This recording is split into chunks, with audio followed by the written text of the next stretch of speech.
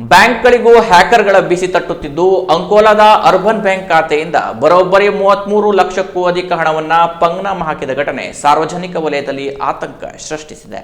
ವಿಜ್ಞಾನ ತಂತ್ರಜ್ಞಾನಗಳು ಎಷ್ಟೇ ಮುಂದುವರೆದಿದ್ದರೂ ಅದರ ಸದುಪಯೋಗದ ಜೊತೆಯಲ್ಲಿ ದುರುಪಯೋಗವು ಹೆಚ್ಚುತ್ತಿರುವ ಆತಂಕಕಾರಿ ವಿಚಾರವಾಗಿದೆ. ತಂತ್ರಜ್ಞಾನಗಳನ್ನೇ ದುರುಪಯೋಗಪಡಿಸಿಕೊಳ್ಳುವ ಹ್ಯಾಕರ್ಗಳ ಹಾವಳಿ ದಿನದಿಂದ ದಿನಕ್ಕೆ ಹೆಚ್ಚುತ್ತಲೇ ಇದ್ದು, ದೂರದಲ್ಲೆಲ್ಲೋ ಕುಳಿತು ತಮ್ಮ ಕರಾಮತು ತೋರುವ ಈ ಕದಿಮರು ಗ್ರಾಹಕರ ವೈಯಕ್ತಿಕ ಖಾತೆಗೆ ಕನ್ನ ಹಾಕಿ ಹಣ ಲಪಟಾಯಿಸುತ್ತಿದ್ದರು.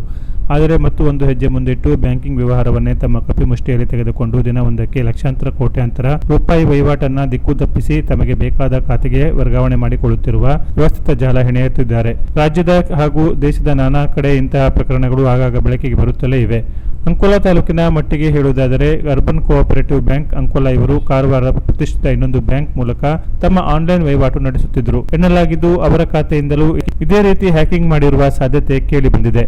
ಅಂಕೋಲಾದಲ್ಲಿರುವ ಬ್ಯಾಂಕ್ನ ಪ್ರಧಾನ ಕಚೇರಿಯ ಹಣ ವರ್ಗಾವಣೆ ವಹಿವಾಟಿಗೆ ಸಂಬಂಧಿಸಿ ಈ ಆಕಸ್ಮಿಕ ವಂಚನೆ ಘಟಿಸಿದ್ದು, ಖಾತೆ ಹೊಂದಿರುವ ಓರ್ವ ಗ್ರಾಹಕರ 5 ಲಕ್ಷ, ಗ್ಯಾಸ್ ಸೆಂಟರ್ನ ಓರ್ವರ ಖಾತೆಗೆ ಸಂಬಂಧಿಸಿದ 5,46,000 ಮತ್ತು 6,60,000 ಬೇರೊಬ್ಬರ ಖಾತೆಗೆ ಸಂಬಂಧಿಸಿದ 16,36,895 ರೂಪಾಯಿಗಳನ್ನು ಆರ್ಟಿಜಿಎಸ್ ವ್ಯವಸ್ಥೆ ಮೂಲಕ ಅವರು ಸಮುದಾಯ ಮಾಡಬೇಕಾಗಿದ್ದ ಖಾತೆಗಳಿಗೆ ಹಣ ಜಮಾ ಮಾಡಬೇಕಾಗಿತ್ತಾದರೂ ತಾಂತ್ರಿಕ ದೋಷ ಇಲ್ಲವೇ ಹ್ಯಾಕಿಂಗ್ ಸಮಸ್ಯೆಯಿಂದ ಆ ಹಣ ಯಾರ ನೈಜ ಖಾತೆಗಳಿಗೆ ಜಮಾ ಆಗಬೇಕಿತ್ತು ಅವರಿಗೆ ಜಮಾ ಆಗದೆ ಸೈಬರ್ ವಂಚಕರ ಪಾಲಾಗಿದೆ ಎನ್ನಲಾಗಿದೆ.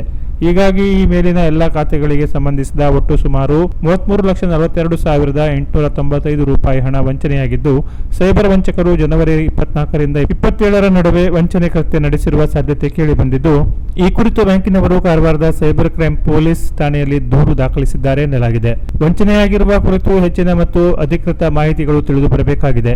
ಯಾವುದೇ ರೀತಿಯ ಸೈಬರ್ ವಂಚನೆಯಾದಾಗ ತಕ್ಷಣವೇ 1930ಗೆ ಕರೆ ಮಾಡಿ ದೂರು ದಾಖಲಿಸಿದರೆ ವಂಚಕರ ಅಕೌಂಟ್ ಅನ್ನು ತುರ್ತಾಗಿ ಬ್ಯಾಂಕಿನ ಮುಖಾಂತರ ಫ್ರೀಜ್ ಮಾಡಿ ಲಭ್ಯವಿರುವ ಹಣವನ್ನು ಪೂರ್ತಿಯಾಗಿ ಇಲ್ಲವೇ ಭಾಗಶಃ ಪುನಃ ಫಿರ್ಯಾದಿದಾರರಿಗೆ ಹಿಂತಿರುಗಿಸುವಲ್ಲಿ ಯಶಸ್ವಿಯಾಗಬಹುದು ಎನ್ನುತ್ತಾರೆ ಸೈಬರ್ ಪರಿಣಿತರು. ಆದರೆ ಅಂಕೋಲಾದ ಅರ್ಬನ್ ಬ್ಯಾಂಕಿಗೆ ಆದ ವಂಚನೆ ಪ್ರಕರಣದಲ್ಲಿ ಅರಿವಿದ್ದೋ ಇಲ್ಲದೆಯೋ ಬ್ಯಾಂಕಿನವರು ವಿಳಂಬ ಮಾಡಿದರೆ ಎಂಬ ಪ್ರಶ್ನೆ ನಡುವೆಯೇ 24 ಜನವರಿಯಂದೇ ಬ್ಯಾಂಕಿನ ನೂತನ ಆಡಳಿತ ಮಂಡಳಿಯ ಅಧ್ಯಕ್ಷ ಉಪಾಧ್ಯಕ್ಷರ ಆಯ್ಕೆ ನಡೆದಿದ್ದು, ಕಾಕತಾಳೀಯೋ ಏನೋ ಎಂಬಂತೆ ಅದೇ ಸಮಯಕ್ಕೆ ಸೈಬರ್ ವಂಚನೆ ನಡೆದು ಹೊಸ ಆಡಳಿತ ಮಂಡಳಿಗೆ ಆರಂಭದಲ್ಲಿಯೇ ತಲೆನೋವಾಗಿ ಪರಿಣಮಿಸಿದೆ ಎನ್ನುವ ಮಾತು ಸಾರ್ವಜನಿಕ ವಲಯದಿಂದ ಕೇಳಿ ಬರುವಂತಾಗಿದೆ.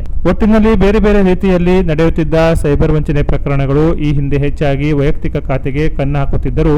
ಈಗ ಅದಕ್ಕಿಂತ ಅಪಾಯಕಾರಿ ಎನ್ನುವಂತೆ ಬ್ಯಾಂಕಿಂಗ್ ವ್ಯವಸ್ಥೆಯನ್ನೇ ಹ್ಯಾಕ್ ಮಾಡಿದರೆ ಮುಂದೇನು ಎನ್ನುವ ಆತಂಕ ಕೆಲ ಗ್ರಾಹಕರು ಸೇರಿದಂತೆ ಹಲವರನ್ನು ಕಾಡಲಾರಂಭಿಸಿದಂತಿದೆ.